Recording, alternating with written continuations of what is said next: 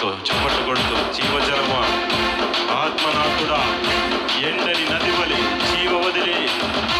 జీవ నది వలె మా మధ్య ప్రవహించాయంట. అందరూ కూడా చప్పట్లు కొడుతూ సంతోషంతో దయచేసి ఎవరు మౌనంకోడు, ప్రతి ఒక్కరూ చప్పట్లు కొడతాం, స్వరం ఎత్తి పాడుతాం, దేవుని కనబడతాం.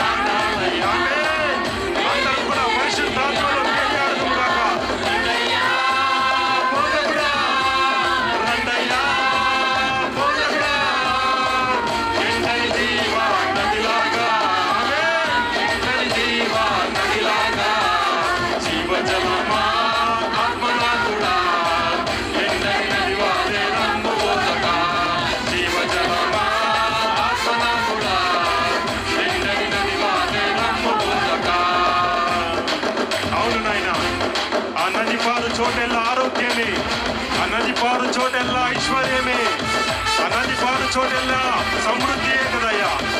తండ్రి అట్టి జీవ నదిలో మమ్మల్ని అభిషేకించండియా. పరిశుద్ధాత్మగా మా మధ్య బలముగా సంచారం చేయడయ్యా. ఆత్మతో ఆరాధన చేద్దాం.